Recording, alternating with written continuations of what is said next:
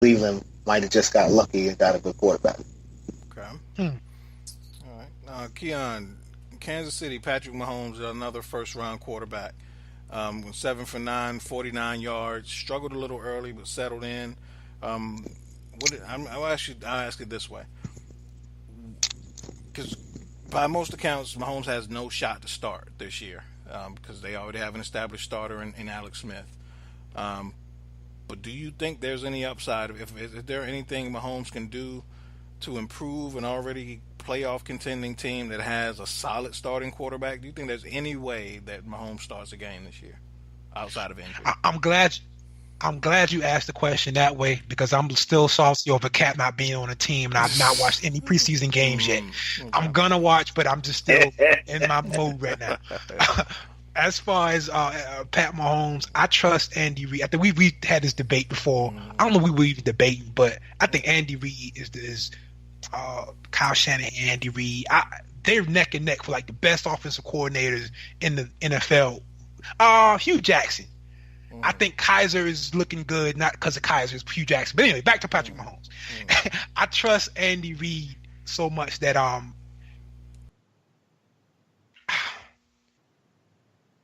really can't say if he will add anything to the team or not this year because I don't know what Andy Reid's going to do. But it's like whatever Andy Reid decides on the field, I'm cool with it. If you make him wait, I'm cool with that. But I'm just bigging up Andy Reid right now. As far as Patrick Mahomes, I don't think you start him over Alex Smith. Alex Smith has too much experience, and he's solid. He throws 3 yards at a time, but he's a solid quarterback. You know what I mean? So let Patrick wait a year. Yeah, I agree. And you also want to see because like Alex Smith has kind of gotten, like you said, he's gotten that tag of being a game manager and a dinker and a dunker. Yeah. But he's kind of been a victim of his own system. I mean, they run that West Coast system. He hadn't really had any big play threat. So I kind of want to see what Alex Smith can do with a big play threat like Tyreek Hill. And now that he's got an actual speedster there to kind of get the ball down the field. No. So real talk. Is it like the chicken or the egg? Like, which came first? Is it? No, I'm asking you. I don't know. Is it that Alex Smith can't, or is it that this is the offenses that he's been in since he's been in the league? What do you think? I hate to straddle the fence here, but I think it's both. I won't even say that he can't. I think he's gotten comfortable being successful at what he does best. You get what I'm saying? So not that he can't get the ball down the field. We've seen him get the ball down the field, and they did a little bit more last year with Tyreek Hill when Jeremy Maclin was healthy. They did that a little more.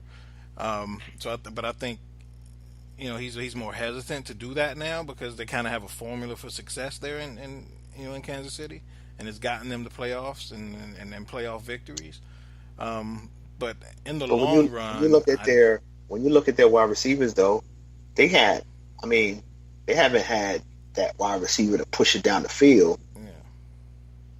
Yeah. And as much as I love Andy Reid, I don't know what in the hell he's I want to call a horrible GM. He's never had a great wide receiver like any time. Probably 1 year when he had Terrell Owens. Yeah. It's like, that was kind of forced on him. Yeah. And that was forced on him. So I don't know. I don't even know what to say about it. Sometimes guys be so smart that they become like in their own way, kind of like, you know what I mean? And you was he coaching Deshaun? Was Deshaun Jackson? Jackson and Maclin. Jackson and Maclin. He had a dangerous duo at that point. Maclin, I don't know, but Deshaun Jackson is. No, I'm saying as far as being like, he seems like a he was good, like a 2. Yeah, he was a solid 2. No, I said a duo. Yeah. Okay. Duo. And even Deshaun Jackson is a bit one-dimensional. I mean, thank you. I'm trying to be nice with it, but yeah, it's not like he had a all around like he even wanted him. He never even tried to go get him. Kind of like a receiver that could do everything, kind of thing. Andy Reid always, I don't know what it is. Yeah. I'll tell you. Yeah. Well, Pooh, circling back to you, we're going to get to it. So, Mr. Deshaun Watson, his first game as a Houston Texan in the preseason, 15 for 25, 179 yards, and another touchdown rushing. I ain't gonna ask you what you thought about Deshaun. I already know what the answer is. But I mean, what in particular did you see? And I'm gonna be really specific with this question because we always clown you about Deshaun being your favorite player from your favorite college team, who you had visions of being on your favorite pro team. Didn't happen. So first, tell me what did you see in specific that Deshaun did well, and then I want you to tell me what does Mitchell Trubisky have to do to win Thomas Stevens over? Good question. I saw Deshaun. He exhibited great pocket presence. He feel for what was going on out there. He read everything. He deciphered well. I saw him on one play. They ran a double blitz on the right side of the line. He moved the running back over for the running back could pick up the block. They blitzed the cornerback. He threw exactly where he needed to go. He threw into the blitz. So he did various things well. I was really, Deshaun was what I thought he was. I mean, he displayed it to me. Whatever it is, he displayed that to me. Now you want to talk about what Mitchell has to do? Yeah. Man. I mean, after the footballs, what do you have to do? I mean, just continue to grow and build upon what he looked like in that first preseason game. If he's solid for me, get out there and make plays, give me everything he has, be the leader of men. He'll definitely win me over.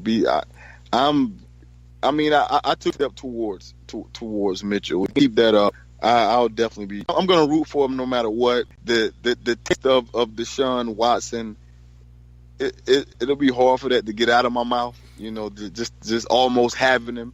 Something that you're really craving and it's almost there. Yeah. You can taste it and then, oh wow, I dropped it. And it's ants all over before I could get to it. Yeah. So I can't even blow it off and eat it. So. It was almost there, but if Mitchell continues to build upon what he looked like the other night, man, I'll be definitely. I'll be satisfied because Jay, Rex, Kyle Orton, none of those guys, man. And I'm glad you brought that up because I was just about because the Bears don't have the greatest quarterback history, all right, and the greatest quarterback lineage. But ever, really? But who would you consider in modern NFL? Not talking about like Sid Luckman or anything like that. Luckman but and so since Jim McMahon, since since '85, would you consider Cutler to be the greatest Bears quarterback of all time of this era? Man, or if not, who? Statistic wise.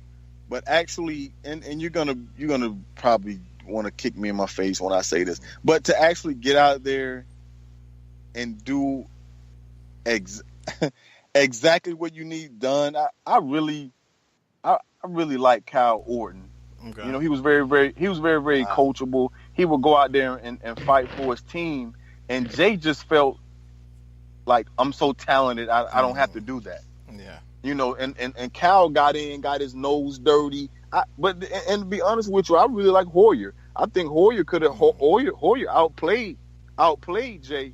The year he went out, Jay out and Cal came in and played great football for us. I was hoping that we put a few dollars into the guy and just let Jay walk. We paid Jay $500 million to stink. If we would have just, we could have just gave the other guy the money and we could have built upon whatever else, O-line, the linebackers, whatever. So Jay has the talent. He's probably just as talented as anyone to ever come in the league in the last decade. He just doesn't have it upstairs. Everything that we talk about, and he said that guy has it. Jay doesn't. Yeah. Jay doesn't have it. His entire career. Yeah, you're exactly right. Right. If you give Jay talent and what Russell Wilson has in it, Jay would be multiple Pro Bowls, staring down Hall of Fame. He just doesn't have it. Yeah. It doesn't have it. Jeff George of this generation. Yeah, exactly. Yeah. So I was just about to say the Jeff George syndrome. Yeah. If Hoyer Hoyer just flat out, and Hoyer he wanted it. Yeah. I don't want to come out the game. He didn't exemplify that. Yeah. Jay, he's gonna know the system. He's probably gonna go out and throw for 3,600 yards, 22 touchdowns, 11 interceptions with Miami, but he doesn't have that hunger. It's not innate in him that to run through this brick wall and I'm gonna dive over 5 people to get the touchdown. He doesn't have it. I think that was a huge mistake by those guys not signing Cap, because Cap's he's hungry though. I mean, give me somebody that's hungry. He's just as talented as Jay. Yeah. You know, even the year he had last year, his numbers dwarfed Jay's. I mean, Jay haven't had that good of a season with us, period. Even with Adam Gase, when he threw for, I think, 24 touchdowns, and he still threw for 12 picks. Mm-hmm. And even in Jay's, they said this is Jay's best year. Cap still last year with not one weapon. Are you serious? Yeah.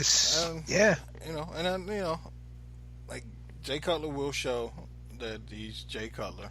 But it's funny you mentioned, Brian Hoyer, because he's currently the starter in San Francisco now.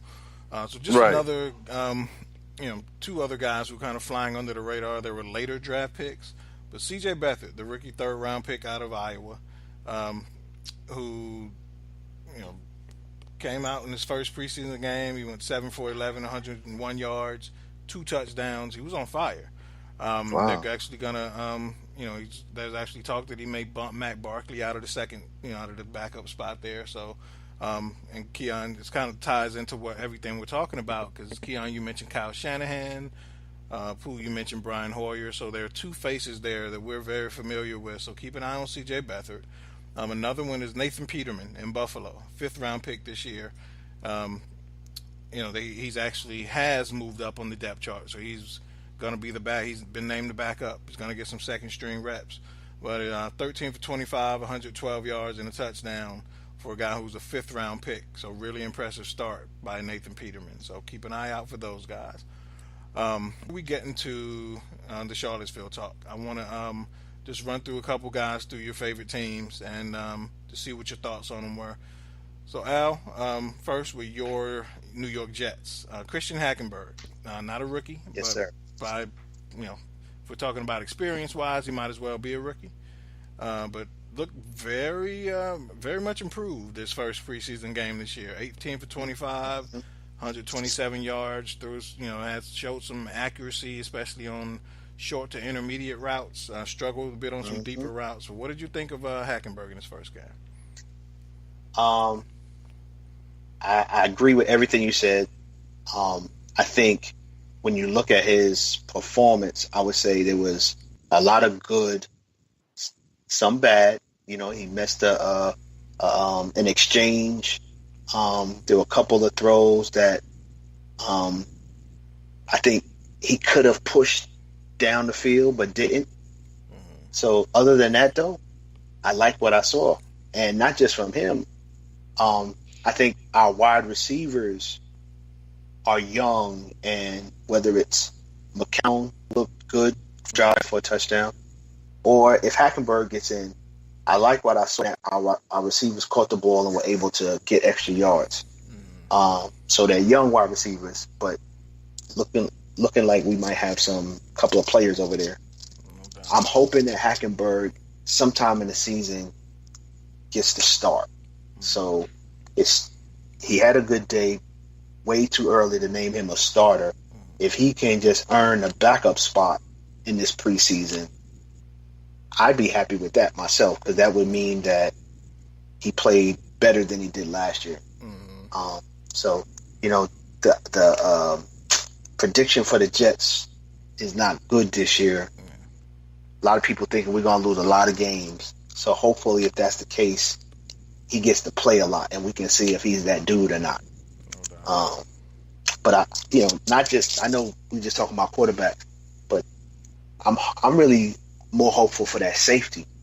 Both safeties, actually. Yeah. Talk about rookies, but yeah.